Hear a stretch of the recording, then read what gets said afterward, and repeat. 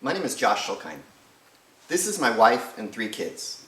I lead an organization called Thrive Center. Our mission is to organize communities around families and individuals to help them thrive.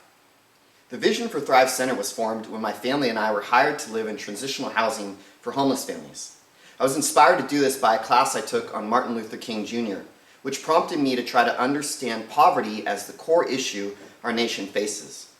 We moved into the transitional housing apartments in 2009, but in October of 2011, I started getting really sick. My fevers were going up to 105, my body was shaking from the fevers, and I was coughing and sneezing uncontrollably. I was at my parents' house in Mukilteo, Washington for Thanksgiving, and my sister saw me, and I was getting really sick, and she said, "Josh, you need to go to the hospital." So we went to the hospital and they took an x-ray of my lungs. My lungs were white, which meant they were filled with fluid and that I had pneumonia. So they admitted me into the ICU and they started doing all sorts of tests to try to figure out what was causing the pneumonia. As they were doing all these tests, I started having more and more trouble breathing. So they were putting stronger and stronger oxygen masks on me until finally I couldn't breathe and they had to intubate me and put me in a medically induced coma for 2 weeks. During this extremely difficult time, my family saw the power of our family and community of friends coming around us.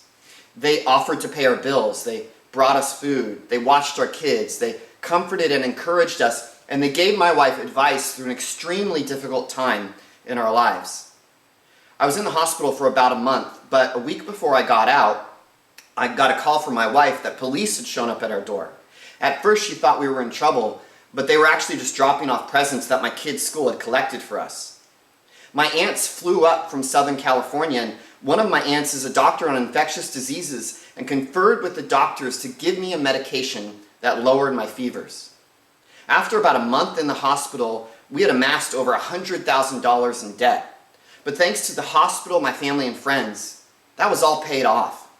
We were powerfully seeing firsthand how community and family can help a family in crisis to get through that crisis. So when we went back to live and work among the homeless families, we realized that the common denominator among them is that they came from a broken home and they lacked a supportive community around them.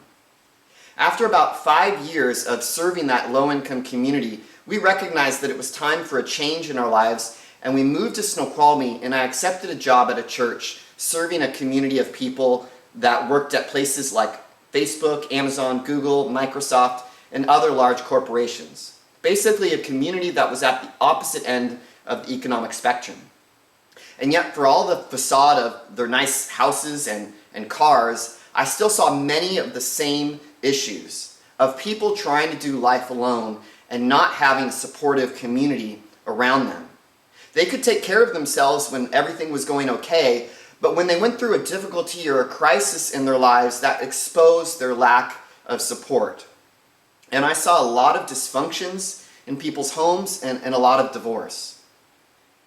All of these things made me realize 3 things. First, that family is the building block of society, where individuals learn language, culture, worldview, and ultimately gain the love and nurture they need to grow. But second, community is the basic support structure for family, where people gain the care they need for their basic needs, connection for authentic friendships, completeness to gain the skills to face life's daily challenges, and a sense of calling to learn and live out their purpose.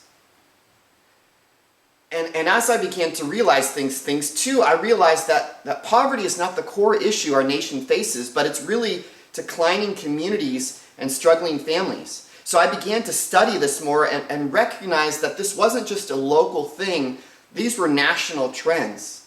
I saw that nationally, 50% of marriages end in divorce. That 1 in 4 American homes do not have the biological step or adoptive father in the home. And the US Census says that fatherlessness is a factor in nearly every social ill facing American society today. I also realized that there's an epidemic of loneliness in our nation. There was a study done by Cigna in 2018 that said that 60% of Americans admit to feelings of loneliness, and that loneliness is as dangerous to your health as obesity and smoking. I saw all of these things and I thought, what can I do about this? And I realized that my own personal struggles and the story of my life led me to a vision of seeing thriving communities, thriving families, and thriving lives. And that to thrive is to grow towards wholeness and the fullest potential of who we are uniquely created to be. That we would begin to see individuals come out of living their struggles of their day-to-day lives and move towards health and wholeness and begin to walk out their purpose in life. And I saw that we could begin to do that by organizing the opportunities in the community for care, connection, completeness, and calling. That we would help care for people through organizing community resource navigation and the services and resources in the community. That we would provide connection by organizing social events and programs. That we would help people with a sense of completeness in their life by organizing the skills in the community to give them the skills they need to face life's daily challenges. That we would help people with a sense of calling in their life by organizing service projects and a leadership program and a class to help them discover their purpose.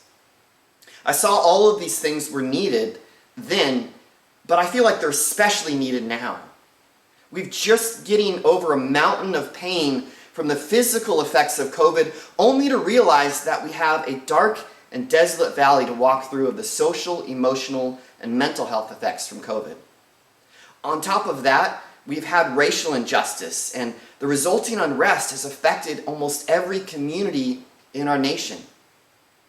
And on top of that, we've had political divisions that have torn our nation apart. And the question in my heart is, where do we find a solid footing on a rock of hope amidst the quicksands of despair of all the issues that we face? We hear promises from politicians and business people about how they're going to make things better. And yet we continue to listen to those promises, waiting for the answers to really be fulfilled. But what if this year, instead of listening to promises, we began to make some promises of our own? Promises to give of our time, promises to serve, promises to give of our money to charities who are getting involved in our community to make an impact. You see, I believe that there is power in the people. And I believe that together we can. Together we can help families that are financially struggling find financial stability through community resource navigation. Together we can help people who are alone and isolated and families that are struggling begin to connect, build authentic friendships, and make lasting memories together through social events and programs. Together we can help people that are stuck in unhealthy patterns begin to break free and find a sense of wholeness through classes that give them the skills they need to do that. Together we can help parents who are trying to raise their kids into loving and successful adults find the mentoring they need to do that. Together we can help couples who are thinking about calling it quits begin to stay together and grow old to see the legacy of what they were able to accomplish as grandparents. Together we can build thriving communities, thriving families, and thriving lives, because I believe that love is the most powerful force for creative change in our society. I believe that when we unleash the power in everyone, that we will begin to see our nation rebuilt from the devastation of this pandemic. I believe that we can do that, but community rises and falls on leadership and people stepping up to volunteer. That's why I'm asking you today to give of your time, to give of your money, to see this vision happen. See, community is meant to be reciprocal.